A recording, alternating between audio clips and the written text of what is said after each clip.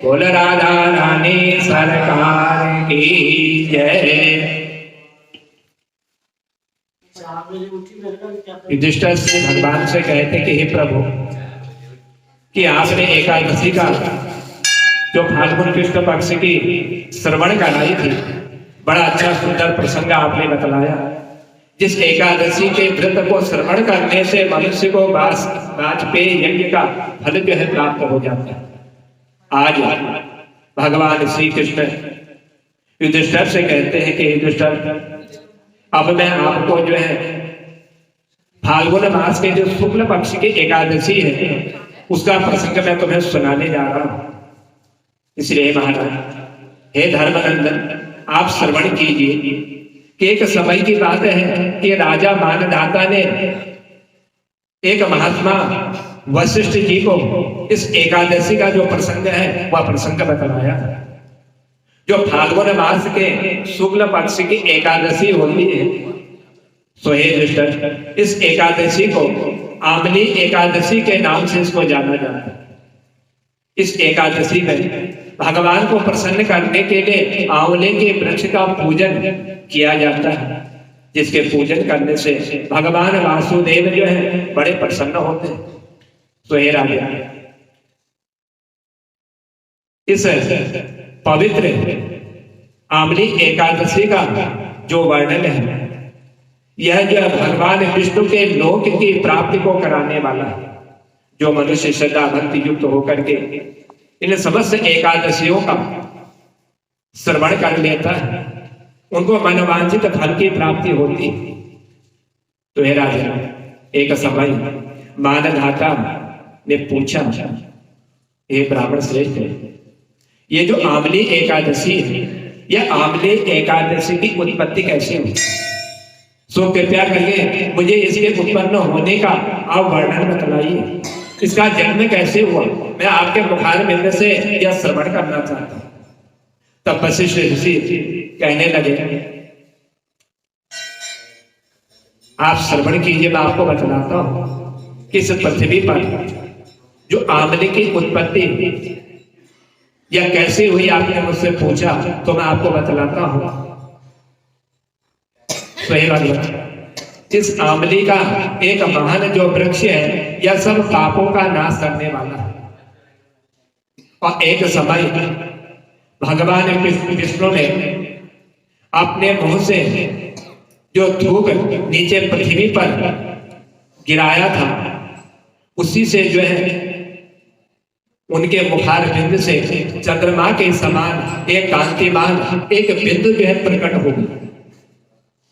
और जब बिंदु प्रकट हुआ, वही बिंदु जो है इस पृथ्वी पर गिरा, और उसी बिंदु से जो है इस आंवले के पेड़ की जो उत्पत्ति हो गई। यह स्वयं भगवान के ही शरीर से उत्पन्न हुआ। स्वयं राजा, यह महान वृक्ष जो है वह भगवान के ही थूकने से यह उत्पन्न हुआ है। यह सभी वृक्षों का सर्वश्रेष्ठ यह वृक्ष जो है बतलाया जाता है। इसी समय समस्त प्रजा की सृष्टि करने के लिए भगवान ने ब्रह्मा जी को उत्पन्न किया, और उन्हीं से इन प्रजाओं की सृष्टि हुई। देवता, दानव, गंधर्व, यक्ष, राक्षस, नाग और निर्मल अंतःकरण वाले महर्षियों को ब्रह्मा जी ने जन्म दिया। या भगवान के आदेश के कहने पर ब्रह्मा जी ने इस कार्य को संपन्न किया। सोहे महाराज, उनमें से देवता और ऋषि उस स्थान पर पहुंच गए जिस स्थान पर भगवान विष्णु प्रिया का यह सुंदर वृक्ष आंवला जो है विराजमान था। सोहे महाभाग, उसे देख करके देवताओं को बड़ा आश्चर्य हुआ, क्योंकि देवताओं ने ऐसा वृक्ष कभी स्वप्न में भी देखा नहीं, और आज प्रत्यक्ष उस वृक्ष को देख करके बड़े आश्चर्यचकित हो गए। वो एक दूसरे पर दृष्टि डाल रहे हैं, देवता एक दूसरे के ऊपर देख रहे हैं। शायद जितने देवता यहाँ पर विराजमान हैं, इनमें से किसी को तो इस वृक्ष के बारे में मालूम होगा। ऐसा अपने मन में विचार करते हुए समस्त देवता एक दूसरे के ऊपर जो है दृष्टि डालते हुए बड़ी उत्कंठा पूर्वक जो है उस वृक्ष को और देखने लग जाते हैं। पहले देवताओं की ओर देखा, फिर उस वृक्ष की ओर देखा और खड़े खड़े सोचने लगे कि वृक्ष को पा करके इस वृक्ष का जो मूल कल्प है, उसकी उत्पत्ति, उसके बाद ये कितना सुंदर यह वृक्ष है और ये सब के सब हमारे परिचित हैं। ये जितने भी वृक्ष हैं, सारे वृक्षों को हम जानते हैं, लेकिन एक विचित्र यह जो वृक्ष है जिसको हमने आज तक कभी देखा नहीं, यह बड़ा ही सुंदर है। इसको पा करके सभी लोग बड़े धन्य हैं, किंतु इस वृक्ष को हम जानते नहीं, इस वृक्ष का नाम हमने कभी सुना नहीं है। उन्हें इस प्रकार चिंता करते हुआ देख करके आकाशवाणी हो गई। किसी देवता को मालूम नहीं पड़ा कि ये कौन सा वृक्ष है। सारे वृक्ष देवताओं ने देखे थे, लेकिन आज इस वृक्ष को देवताओं ने नहीं देखा। उनकी इस चिंता को देख करके आकाशवाणी हो गई कि हे महर्षियों, यह श्रेष्ठ वृक्ष जो है आंवले का वृक्ष, जो भगवान विष्णु को अत्यंत प्रिय है। इसके स्मरण मात्र से मनुष्य को जो है गोदान का फल जो है प्राप्त हो जाता है और इसके स्पर्श करने से उससे दुना फल प्राप्त हो जाता है। देखने से गोदान का, स्पर्श करने से गोदान से भी दुना फल जो है प्राप्त हो जाता है और इसका सेवन करने से, जो आंवले का सेवन करता है, उसको सेवन करने से इसका 3 गुना फल जो है मनुष्य को प्राप्त हो जाता है। तो हे राजन, इसलिए सदा यत्न पूर्वक आंवले का सेवन करना चाहिए। जब देवताओं ने यह आकाशवाणी सुनी तो बड़े आश्चर्यचकित हो कि हमने इस वृक्ष की महिमा, इस वृक्ष के बारे में आज तक कहीं हमने सुना नहीं और आज आकाशवाणी ने हमको सब कुछ बतला दिया। यह सब पापों को हरने वाला यह वैष्णव वृक्ष बतलाया गया, जिस वृक्ष की वैष्णव लोग जो है पूजा करते हैं। इस आंवले के इस वृक्ष के मूल भाग में ब्रह्मा विष्णु जो है विराजमान है। मूल भाग में विष्णु, उनके ऊपर ब्रह्मा जी विराजमान है। इसके स्कंद में परमेश्वर भगवान रुद्र इसमें विराजमान है और शाखाओं में जो है मुनि ऋषि मुनियों का इसमें निवास है। और इस वृक्ष की जो टहनियां हैं, उन टहनियों में देवताओं का और इस आंवले के हर एक पत्ते में जो है वसु देवता का जो है निवास है। तो हे राजन, इस आंवले के वृक्ष का जो फूल होता है, उस आंवले के वृक्ष के फूल में मरुदगण और उसके फल में जो है प्रजापति ये निवास करते हैं। इसीलिए आंवली का यह सर्वदेवमयी बतलाई गई है। इस आंवले के वृक्ष में समस्त देवता जो है विराजमान होते हैं। इसीलिए विष्णु भक्त पुरुषों के लिए यह परम पूजनीय वृक्ष है, जो भगवान ने उत्पन्न किया हुआ, जिसको देख कर क्या देवता बड़े आश्चर्यचकित हुए। तब ऋषियों ने कहा, अव्यक्त स्वरूप से बोलने वाले हे महापुरुष, इस आकाशवाणी दिखाई नहीं दे रही, लेकिन आवाज देवताओं को सुनाई दे रही। आज उस आवाज को सुन करके देवता लोग कहते हैं कि हे अव्यक्त जो दिखाई नहीं देता, जो दृष्टि गोचर में ही होता, ऐसे बोलने वाले हे महापुरुष, हम लोग आपको क्या समझे, क्योंकि आप एक तो दिखाई नहीं दे रहे हो, आपकी आवाज हमें सुनाई दे रही है। हम किस देवता के नाम से आपको जाने, आप कौन है, देवता हैं या कोई और है? अब हमें आप ठीक से बतलाने की कृपा की। आप किस रूप में विराजमान हो जो आपने ऐसी आकाशवाणी करके इस आंवले के वृक्ष के महिमा हमको बतला दी, इसका पुण्य आपने हमको बतला दिया। देवताओं की ऐसी वाणी को सुन करके आकाशवाणी हुई। आकाशवाणी ने कहा कि जो संपूर्ण भूतों के कर्ता है और जो समस्त भुवनों में सर्वश्रेष्ठ है, जिन्हें विद्वान पुरुष जो है बड़ी कठिनता से देख पाते हैं, वही सनातन मैं विष्णु भगवान हूं। मेरा नाम विष्णु है। देवादिदेव भगवान विष्णु का कथन सुन करके उत्तम ब्रह्म कुमार महर्षियों के नेत्र जो है बड़े आश्चर्यचकित हो कि भगवान विष्णु जो स्वयं आकाशवाणी से आज हमको इतना सुंदर वर्णन उन्होंने करा है, उन्हें बड़ा आश्चर्य हो और वे आदि अनादि रहित भगवान की अब स्तुति कर लिया, जिसका कभी अंत नहीं होता, जिनका कभी जन्म नहीं होता, जो जन्म और मृत्यु से परे, आज ऐसे देवताओं का ये ऋषि लोग जो है अभिनंदन कर रहे हैं, उनकी स्तुति कर रहे हैं सुंदर मंत्रों के द्वारा। तब ऋषि ने कहा कि हे प्रभु, कि हे भगवान, संपूर्ण भूलोक आत्मभूत आत्मा और परमात्मा को हम जो है नमस्कार करते हैं, जो सर्वत्र व्यापक है, जो हर जगह जो है विराजमान है, अपने महिमा से कभी च्युत न होने वाले अच्युत को नित्य हम प्रणाम करते हैं। अंतर रहित परमेश्वर को हम बारंबार प्रणाम करते हैं। हे दामोदर और हे यज्ञेश्वर, यज्ञों के अधिष्ठात्री देवता, हम आपको दंडवत प्रणाम करते हैं। हे मायापते, हम आपको प्रणाम करते हैं। आप जो है इस समस्त विश्व के आप स्वामी हैं, और स्वामी होने के साथ साथ हम आपको आज दंडवत जो है प्रणाम करते हैं।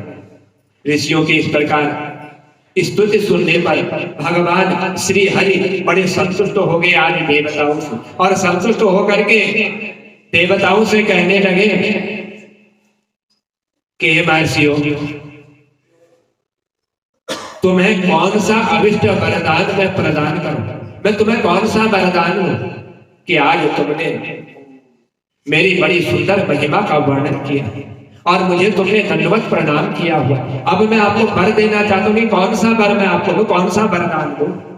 समस्त ऋषि मुनि भगवान की ऐसी वाणी सुन करके कहने लगे कि हे प्रभु, आज जग आप जो है इस संपूर्ण विश्व के आप कर्ता, इसीलिए हे भगवान, यदि आप हमसे संतुष्ट हो, हमसे प्रसन्न हो, तो हम लोगों के हित के लिए कोई ऐसा व्रत बतला दीजिए जो स्वर्ग में मोक्ष रूपी फल के समान जो है हमको उत्तम लोक प्रदान करने वाला हो, हमको वैकुंठ धाम प्रदान करने वाला हो। ऐसा कोई व्रत आप हमको बतला दीजिए, यदि आप हमसे प्रसन्न हैं तो।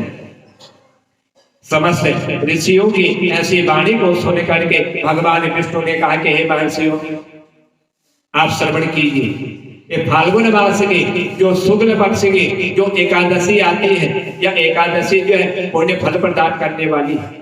यदि फाल्गुन शुक्ल पक्ष में पुष्य नक्षत्र युक्त द्वादशी हो तो आपको महान पुण्य को देने वाली और बड़े बड़े पापों का नाश करने वाली होती।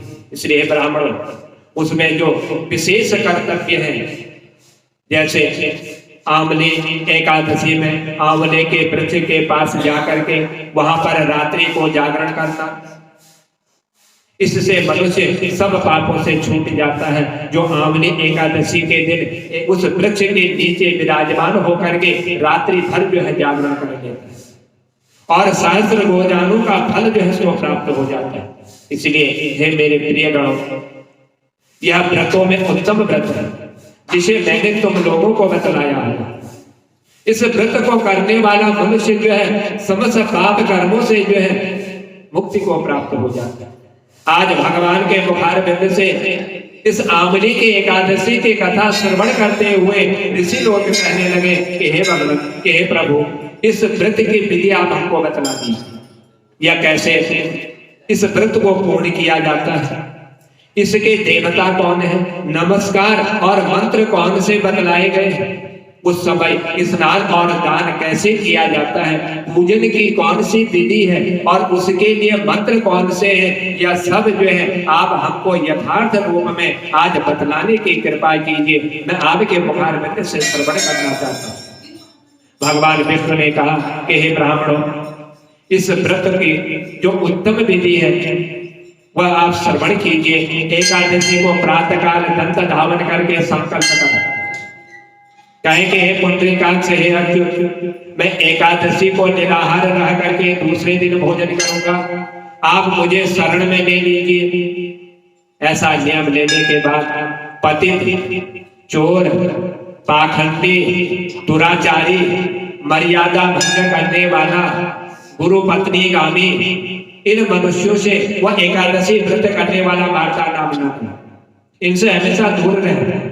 अपने मन को बस में रखते हुए नदी में, तालाब में, कुएं में या घर में स्नान करें, और स्नान करने से पहले इस पृथ्वी को दंडवत प्रणाम करें, कहें कि हे वसुंधरे, कि हे पृथ्वी, तुम्हारे ऊपर अश्व और रथ जो है चला करते हैं, और आप जो है 52 अवतार के समय भगवान विष्णु ने जो तुम्हें अपने पैरों से नापा था, सो हे मृतिके, मैंने करोड़ों जन्मों में जो पाप किए हैं, मेरे उन सब पापों को आप हर लीजिए, मेरे उन पापों को आप समाप्त कर दीजिए।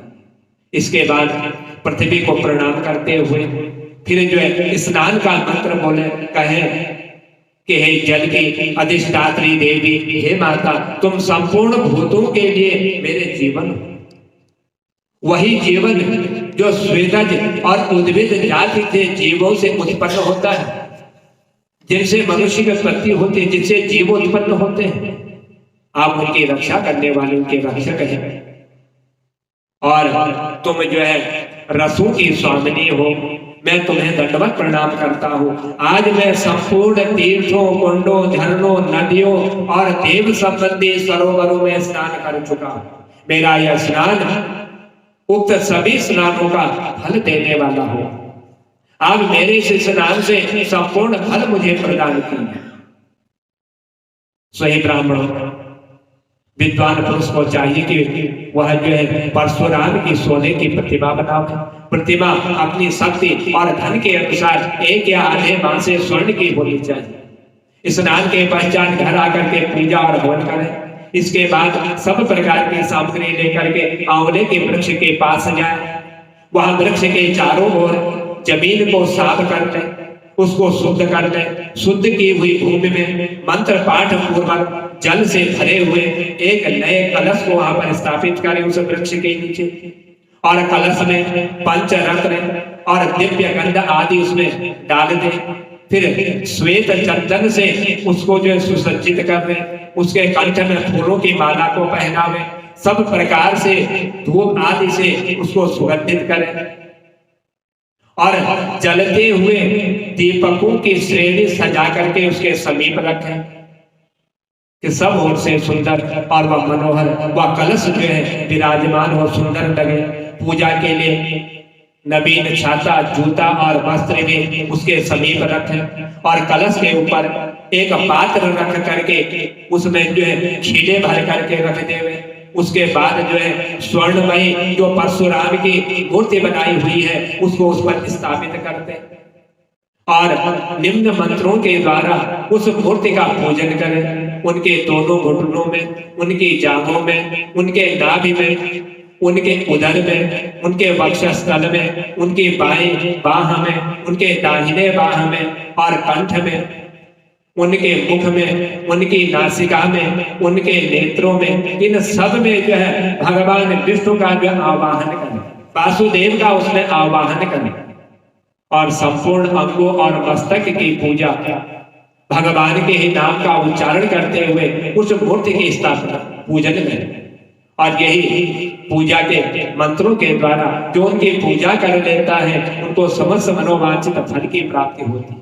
सोहेराजन उसके बाद भक्ति युक्त चित्त होकर के शुद्ध फल के द्वारा देवादिदेव परशुराम जी को अर्घ्य प्रदान करें, और जब परशुराम को अर्घ्य प्रदान करें उस समय मंत्र बोलते हुए कहें, भगवान के नाम का उच्चारण करें कि हे देवेश्वर, हे जमदग्नि, हे नंदन, श्री विष्णु स्वरूप हे परशुराम जी, आपको मैं दंडवत प्रणाम करता हूँ।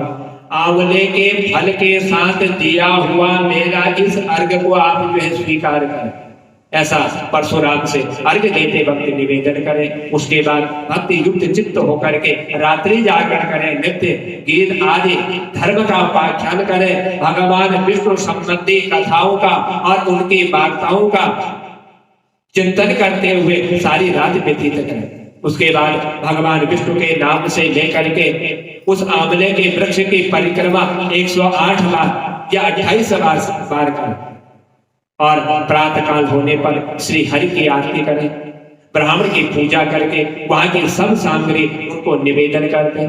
परशुराम जी का कलश, 2 वस्त्र, जूता और सभी वस्तुएं दान कर दें, और यह भावना रखें कि परशुराम जी के स्वरूप में भगवान विष्णु मुझ पर प्रसन्न हो जाए, या अपने मन में इन वस्तुओं का दान करते हुए स्मरण करना चाहिए।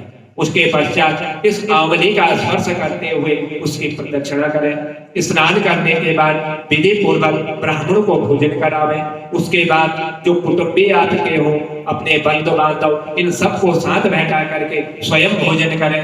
ऐसा करने से मनुष्य को पुण्य की प्राप्ति होगी।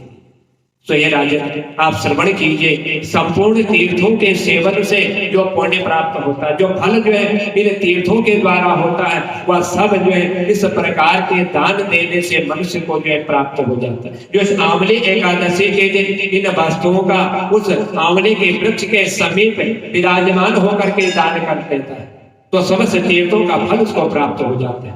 यह सब जो है उपरोक्त विधि से पालन करने से यह सुलभ हो जाता है। सो हे राजन, समस्त यज्ञों की उपेक्षा भी जो है अधिक फल है, इसके द्वारा मनुष्य को प्राप्त होता है।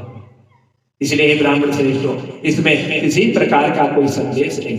यह व्रत सब व्रतों में सर्वश्रेष्ठ और उत्तम व्रत है, जिसका मैंने तुम्हें जो है पूरा वर्णन बतलाया हुआ। तब वशिष्ठ जी ने कहा कि हे महाराज, इतना कह करके देवेश्वर भगवान विष्णु वहीं पर अंतर ध्यान हो। यह सब देवताओं को उन्होंने बतलाया, सारा विधान बतला दिया और फिर अंतर ध्यान हो। उसके पश्चात उन समस्त महर्षियों ने भगवान के द्वारा बतलाए हुए इस उत्तम व्रत का जो इन्होंने पालन किया। इसलिए हे मुनि श्रेष्ठों, इसी प्रकार तुम्हें भी जो है इस व्रत का अनुष्ठान करना चाहिए। ये आंवले का वृक्ष मेरे से ही उत्पन्न हुआ, यह सब पापों को हरने वाला है। इसका फल जो है उसकी गणना कोई भी कर नहीं सकता है। तब भगवान श्री कृष्ण युधिष्ठिर से कहते हैं कि हे युधिष्ठिर, यह दुधर्म व्रत जो है मनुष्य को सब पापों से मुक्त प्रदान करने वाला है। जो इस आंवले एकादशी का व्रत करते हैं, रात्रि जागरण कर लेते हैं, इनके पुण्यमयी कथा का जो श्रवण कर लेते हैं, वह मनुष्य जो है अपने जन्म जन्मांतर के पापों को समाप्त करता हुआ और भगवान के नाम का उच्चारण करता हुआ इस शरीर को त्याग करके वह वैकुंठवासी हो जाता है। इसलिए हे राजन, यह आंवली एकादशी जो है मनुष्य को उत्तम फल प्रदान करने वाली है। जो इस कथा को श्रवण करता है या जो सुनता है या औरों को सुनाता है, उसको भी जो है इस कथा का, उस आंवले के वृक्ष का संपूर्ण फल जो है प्राप्त हो जाता है। बोलो बांके बिहारी लाल की जय।